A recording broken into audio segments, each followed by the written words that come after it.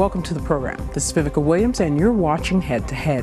Today, we're talking about Ukrainian innovation, or rather, how Ukrainian products are getting into the international market, how they're faring, and what the government is doing to aid this process. To help us understand, we're joined in the studio today by Tetiana Tsilenko, Deputy Manager of International Cooperation at the State Finance Institution for Innovations. Tetiana, thank you so much for being with us today. Thank you in advance.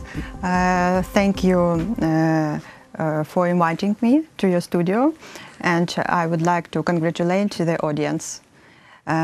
First of all, I would like to present shortly institution when I work. Yes, when I'm working. Well, and let me ask you just straight off, this institution's been working for how long now in Ukraine? So you know, our institution was established in 1996. Yes, and have some experience. Our main purpose is to provide financing for investment and innovation projects in Ukraine. So to Ukrainian organizations that are looking for investment, or how exactly does this financing work? Yes, now we have a new strategy developed together with our Ministry of Economic Development and Trade, because our institution is managed by this structure. We accumulate like a base of projects throughout Ukraine from private sector, and these owners through our website apply for financing. Yes, they provide us short information regarding the project. Main information, some economical keys, social impact, and so on. And we provide this information to the potential investors. Yes, we also, I'm responsible of International Cooperation Department. We also try to attract foreign investment to Ukraine, and we have a base of investors, so we can provide this information for them, for their review, for their appraisal, for due diligence, and to make decision invest or not invest. Oh, wow. So tell us about the aspect of getting these, helping these Ukrainian startups and companies access investors.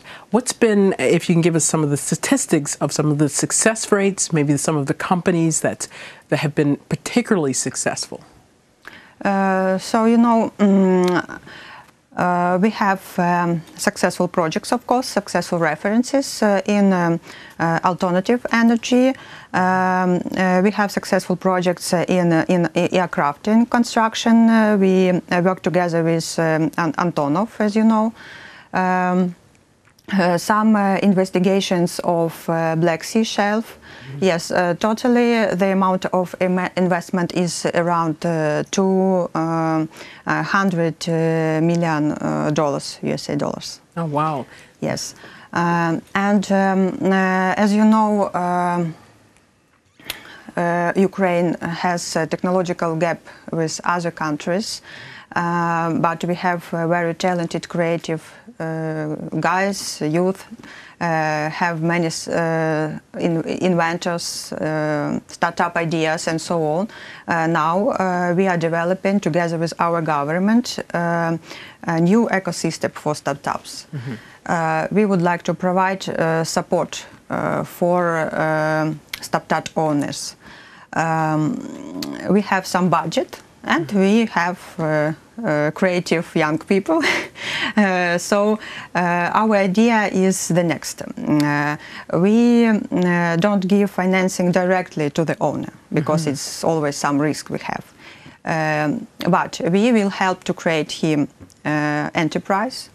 We will help to provide development of industrial prototype, and also intellectual property procedures, create presentations, and finally we have a product which is ready to enter the market successfully.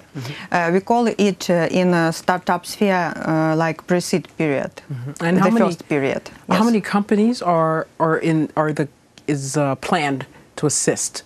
What's the budget for assisting companies? How many?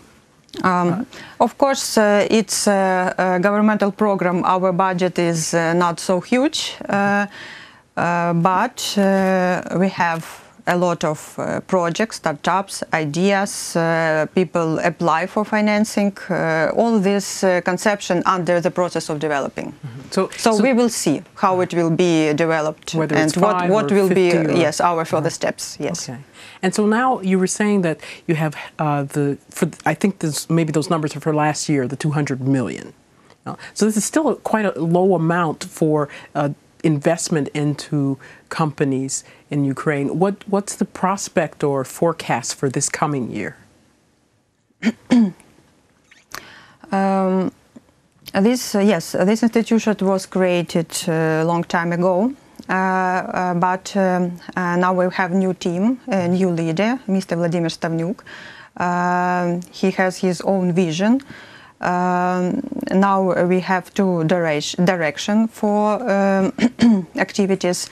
One activity is attraction of investment to projects that I mentioned before, to provide partly financing, because we also have budget for financing by ourselves, but it will be up to 10% in each project.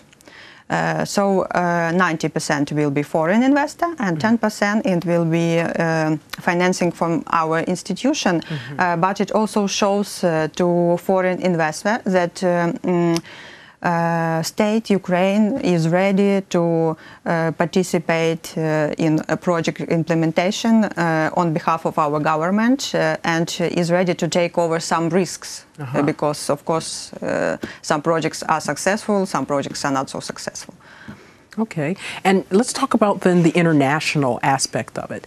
What has been with international cooperation? How successful, or what has changed in the way the state, the state organization, institution is reaching out to international cooperation? Okay.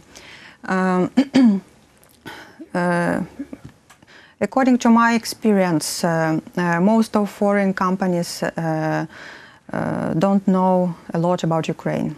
Yes, we try to promote Ukraine throughout the world.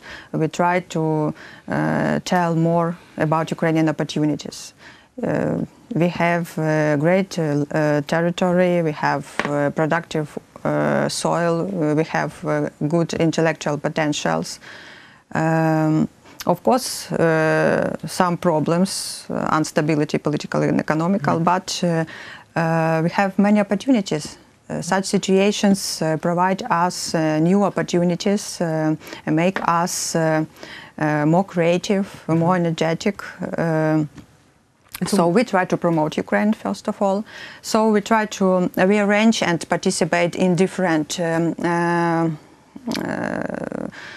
conferences, summits. As for example, last year our institution was co-organizer of cybersecurity summit. It's a new issue for our country. It was our first experience.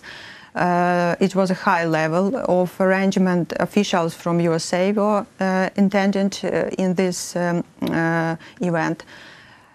So due to this event, we attract attention of our local IT programists, IT specialists for cybersecurity in Ukraine. And this is a great start. This is definitely somewhere where Ukraine and Ukrainians excel. And what markets have been most receptive to Ukrainian innovation and integrating this? Of course, you know that it's IT area, IT market. Well, I mean, yes. Specifically, which countries and which markets around the world? So, no, there's a great connection between Ukraine and Canada. There's the free trade agreement now that maybe will spur some more connection between Ukrainian and Canadian market. And of course, we know about the EU, and this also assists. But what other markets or areas or countries are really being more receptive and the state institution has been focusing on? Currently, we are focusing on China and South Korea. ASEAN countries have interest in participation with Ukraine. We have up to 10, 15 different countries, private and public countries from China that are interested in infrastructure projects, in alternative energy development projects. We are under cooperation. We have signed some agreements, like 7 agreements we have now, and under the process of development of the projects. Wow, so this sounds like this is headed in the right direction. Thank you so much for being with us today, Tetiana. Okay, thank you in advance. Thank you. Today we're speaking with Tetiana Tsilenko from the State Finance Institution for Innovations. Thank you for joining us.